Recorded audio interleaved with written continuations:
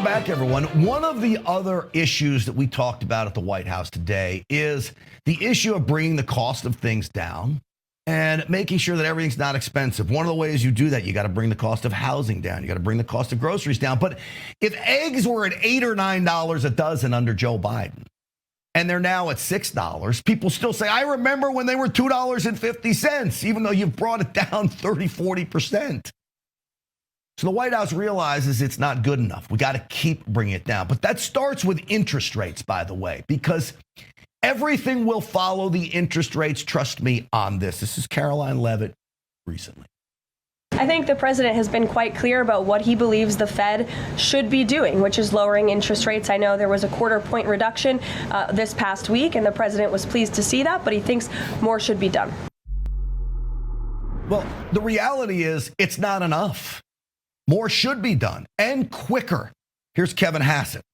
The fact is that they've been way behind getting the rates down. The economy is doing well, but because of all the supply side action that we've taken, we've got high growth with declining inflation.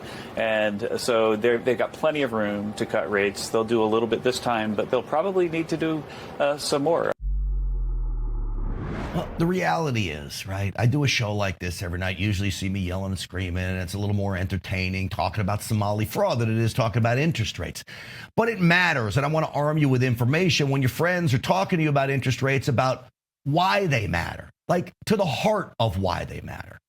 I want to bring in now to discuss all of this Keynote speaker, author, and founder of Potomac Core. He had a recent op-ed piece in Real Clear Politics, which literally spells this all out. Daniel Varroney is with us. Daniel, welcome to the program.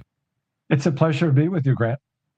Well, I was very impressed with your Real Clear Politics article. And you were saying, and correct me if the number's wrong, 5 more rate cuts. We need rate cuts like they're going out of style. Dan, explain this to me.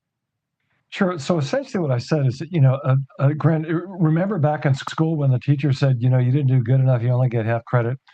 So I wrote in this op-ed, I said that the Fed Chair, Jerome Powell, and the Board of Governors at the Federal Reserve needed to cut rates by 150 basis points. As of today, they've cut them by 75 basis points. So if you're a small business owner right now, the cost of capital is still way too high, thanks to the Federal Reserve. So essentially, what I argued for was much lower rates to bring it down to about 2.5%. They're now at about 3.5 to 3.75%. Still too high. So when I interviewed 35 small business owners for my new book, one of the things I heard consistently was the cost and access to affordable capital is just out of their reach. So if we want businesses to grow, and oh, by the way, small businesses employ or create 2 of 3 new private sector jobs.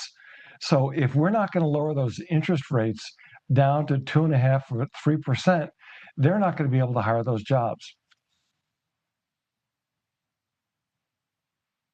From trucking, and I can buy more trucks when I have lower interest rates. Trucks are a great example of equipment that I need to run my business and grow the business. If I buy another truck, guess what? I hire another driver. It doesn't drive itself, not yet anyway, in my business. That's one example of this. It also filters down, though, to the economy when you have home buyers who are trying to buy a first-time home, or someone who bought a home 5 years ago that can't go buy a new home. Can you explain this to me, Dan? Yep, sure. Interest rates are way too high. So when you look at where we are today in the economy, the economy is a bit like cement. President Trump and his administration have done a marvelous job with reducing regulations and signing into law the One Big Beautiful Bill. The issue is that you need affordable capital to get the economy moving. The reason why it's important to build houses is because there's a lot of good stuff that goes in there. There's washers, there's dryers, there's heaters, there's air conditioning, and the types of things that move and drive and grow this economy. And unless those interest rates come down, we can't get the economy moving at the rate that we all want to see the economy moving. All right, let me ask you the tough question in all this, because I constantly hear people talk about bringing the cost of housing down. And actually this month, rents are down, which is for 3 months in a row now. Rents are down. That's a real tribute to the Trump administration. But I'm a homeowner. At least the bank owns some of my home, but I'm a homeowner. I don't necessarily want properties to come down. I don't want to lose money. I've made money on my house. How do you balance that from, we don't want just my equity to go vanishing from my piece of real estate that I'm trying to pay off?